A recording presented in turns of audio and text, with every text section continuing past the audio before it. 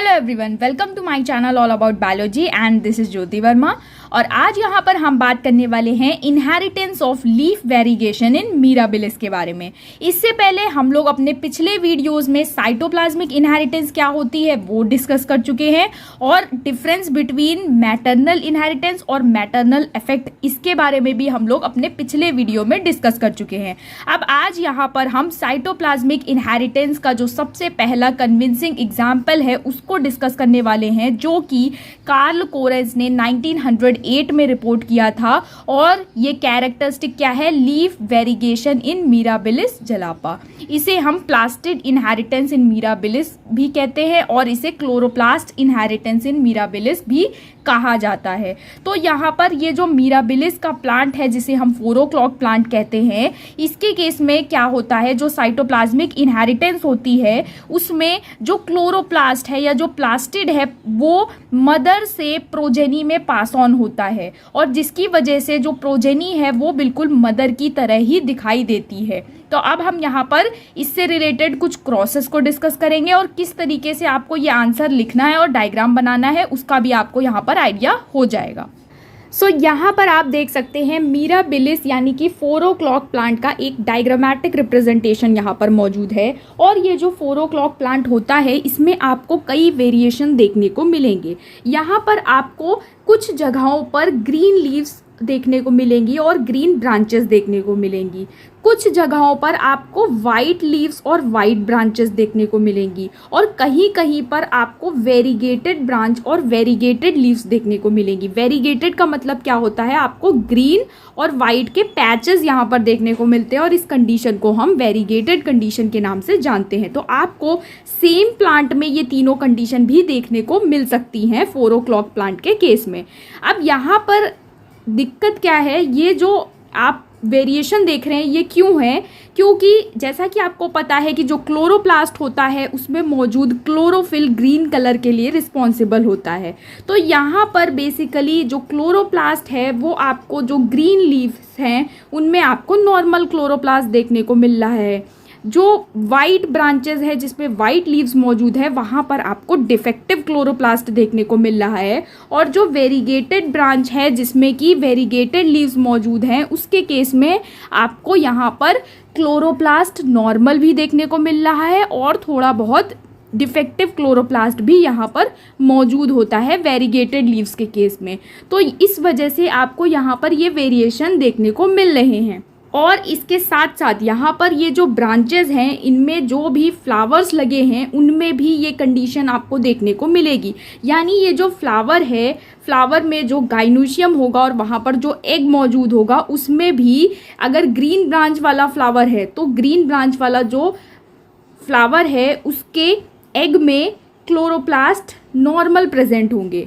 अगर white branch वाला कोई फ्लावर है तो उसके जो ओव्यूल होगा, जो उसके अंदर जो एग होगा उसमें डिफेक्टिव क्लोरोप्लास्ट मौजूद होंगे। और जो वेरीगेटेड ब्रांच वाले फ्लावर्स हैं उनमें आपको तीनों कंडीशंस देखने को मिल सकती है। यानी कि कुछ फ्लावर्स ऐसे हो सकते हैं जिसमें कि सिर्फ नॉर्मल क्लोरोप्लास्ट मौजूद हो, कुछ फ्लावर्स ऐसे हो सकते हैं जिनमें कि डिफेक्टिव क्लोरोप्लास्ट मौजूद हो और कुछ फ्लावर्स ऐसे हो सकते हैं जिनके एग में आपको डिफेक्टिव और नॉर्मल दोनों ही तरीके के क्लोरोप्लास्ट देखने को मिल सकते हैं। तो ये यहाँ पर सिनेरियो है पूरा। आप 4 o'clock प्लांट के केस में इतनी चीज़ें देख सकते हैं।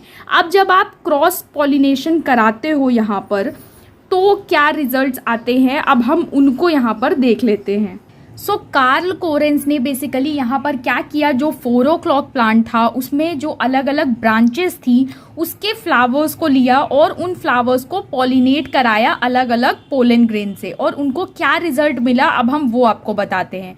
तो इन्होंने बेसिकली ऐसा फ्लावर लिया जो कि ग्रीन ब्रांच पे था और फ्लावर में जो, जैसा कि आपको पता है कि गाइनोशियम होता है और गाइनोशियम में ओव्यूल और ओव्यूल में एग। तो यहाँ पर ग्रीन ब्रांच वाले फ्लावर को इन्होंने पॉलिनेट करवाया ऐसे पोलन ग्रेन से जो कि ग्रीन ब्रांच के फ्लावर का है। तो उनको जो ऑफस्प्रिंग मिले वो ऐसे मिले जिनमें कि ग्रीन ब्रांचेस मौजूद थी। फिर इन्होंने क्या किया, इन्होंने एग लिया ग्रीन ब्रांच का और इन्होंने पोलन ग्रेन लिया वाइट ब्रांच से, यानी वाइट ब्रांच में जो फ्लावर मौजूद है उससे पोलन ग्रेन लेकर इन्होंने क्रॉस करवाया, तब भी इनको जो ऑफस्प्रिंग मिले वो ग्रीन ब्रांच वाले मिले। फिर इन्होंने क्या किया, इन्होंने एग लिया ग्रीन ब्रांच का और इन्होंने पोलन लिया वेरीगेटेड ब्रांच का। इस बार जब इन्होंने क्रॉस कराया तो इनको जो ऑफस्प्रिंग मिले उनमें भी इनको ग्रीन ब्रांचेस वाले ऑफस्प्रिंग ही देखने को मिले। इसके बाद कार्ल कोरेंस ने क्या किया, कार्ल कोरेंस ने जो वाइट ब्रांच थी जिसमें कि वाइट लीव्स मौजूद थी, जिसमें कि डिफेक्टिव क्लोरोप्लास्ट था, वो वाला फ्लावर लिया और उसको पॉलिनेट करवाया ग्रीन ब्रांच वाले पोलन ग्रेन से। तो इनको जो ऑफस्प्रिंग मिले, जो प्रोजेनी मिली, उनमें वाइट ब्रांचेस मौजूद थी। फिर इन्होंने दूसरा फ्लावर लिया वाइट ब्रांच से और उसको पॉलिनेट करवाया वाइट ब्रांच के ही पोलन ग्रेन से और इनको जो ऑफस्प्रिंग मिले वो वाइट ब्रांच वाले मिले। फिर इन्होंने एक और फ्लावर लिया वाइट ब्रांच का और इन्होंने उसको पॉलिनेट करवाया वेरीगेटेड ब्रांच वाले पोलन ग्रेन से और इस बार जो इनको ऑफस्प्रिंग मिले वो वाइट ब्रांच वाले ऑफस्प्रिंग मिले। अब आप यहाँ पर देखो कि जिस भी ब्रांच का एग है उसी ब्रांच के कैरेक्टरिस्टिक्स प्रोजेनी में जा रहे हैं, उसी तरीके की प्रोजेनी बन रही है, चाहे पोलन ग्रेन कहीं का भी हो। तो जब इन्होंने वेरीगेटेड ब्रांच से फ्लावर लिया और उसका पॉलिनेशन करवाया ग्रीन ब्रांच वाले पोलन ग्रेन से, तो इनको जो ऑफस्प्रिंग मिले वो ग्रीन ब्रांचेस वाले भी मिले, वाइट ब्रांचेस वाले भी मिले और ऐसे प्लांट्स भी मिले जो कि वेरीगेटेड कंडीशन में मौजूद थे। फिर उन्होंने वेरीगेटेड ब्रांच वाले फ्लावर का पॉलिनेशन कराया वाइट ब्रांच वाले पोलन ग्रेन से। उस केस में भी इनको वही रिजल्ट मिला, ग्रीन ब्रांचेस वाले भी प्लांट इन्हें मिले, वाइट ब्रांचेस वाले भी प्लांट मिले और वेरीगेटेड ब्रांच वाले भी प्लांट इन्हें मिले।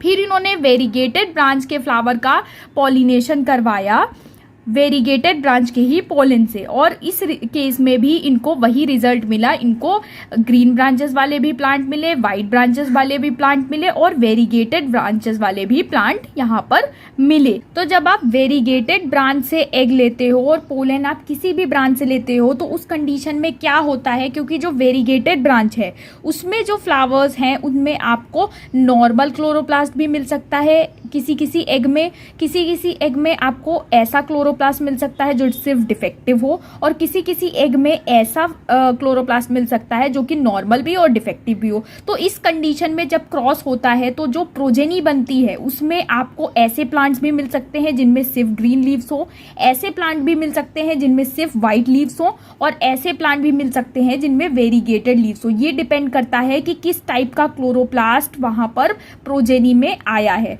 तो इसलिए यहाँ पर जो प्लांट्स बनते हैं इनमें आपको तीनों टाइप की कंडीशंस देखने को मिल सकती हैं अलग अलग प्लांट्स में और इनका कोई भी प्रेडिक्टेबल रेशियो कोरेंस को नहीं मिला कि कितने प्लांट्स ऐसे हैं जिनमें सिर्फ ग्रीन लीव्स हैं, कितने प्लांट्स ऐसे हैं जिनमें सिर्फ वाइट लीव्स हैं और कितने प्लांट ऐसे हैं जिनमें सिर्फ वेरीगेटेड लीव्स हैं।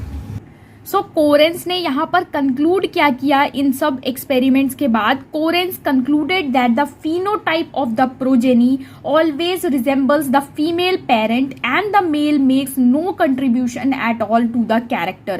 कोरेंस ने ये कहा कि जो भी प्रोजेनी बनेगी वो फीमेल पेरेंट की तरह ही दिखाई देगी और यहाँ पर मेल पेरेंट का कोई भी कंट्रीब्यूशन नहीं है और इसी टाइप के इनहेरिटेंस को हम साइटोप्लाज्मिक इनहेरिटेंस के नाम से जानते हैं, जिसमें कि जो फीमेल पेरेंट होती है वो अपना साइटोप्लाज्म कंट्रीब्यूट करती है, जिसकी वजह से जो प्रोजेनी होती है वो बिल्कुल फीमेल पेरेंट की तरह ही दिखाई देती है। अब आपने जो अभी हमने क्रॉस डिस्कस किया उसको आप और अलग अलग तरीकों से अपने आंसर्स में रिप्रेजेंट कर सकते हो, वो भी हम आपको दिखा देते हैं कि आप किस तरीके से अपने आंसर को और इफेक्टिव बना सकते हो। अगर आपको लॉन्ग आंसर लिखना है तो आप किस तरीके से उस रिजल्ट को या उस एक्सपेरिमेंट को रिप्रेजेंट कर सकते हो।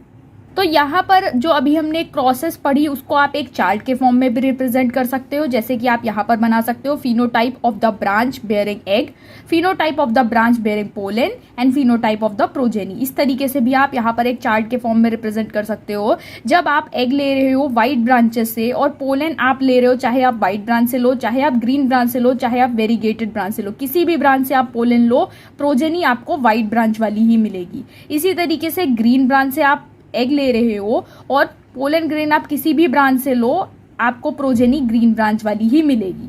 इसी तरीके से आप एग ले रहे हो वेरीगेटेड ब्रांच से और पोलन आप किसी भी ब्रांच से ले रहे हो, तब भी आपको प्रोजेनी यहाँ पर ग्रीन प्लांट वाली भी मिलेगी, व्हाइट प्लांट वाली भी मिलेगी और वेरीगेटेड वाली भी मिलेगी। सो ये एक छोटा सा डायग्राम है जिसको आप अपने आंसर्स में इंक्लूड कर सकते हो, चाहे आप लॉन्ग आंसर लिख रहे हो या फिर आप शॉर्ट आंसर लिख रहे हो।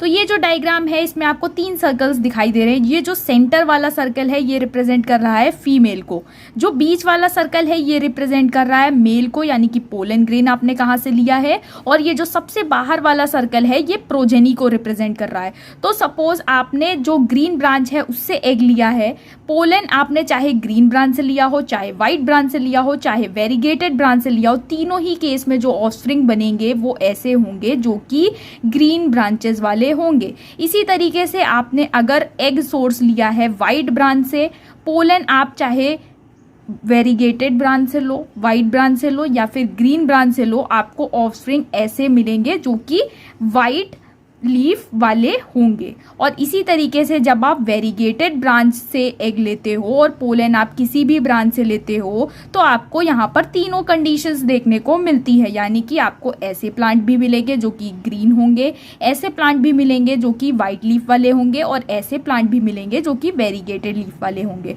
तो ये कंडीशन आपको यहाँ पर देखने को मिलेगी तीनों केसेस में। तो इस तरीके से आप अपने आंसर्स को और इफेक्टिव बना सकते हो और अच्छे मार्क्स स्कोर कर सकते हो।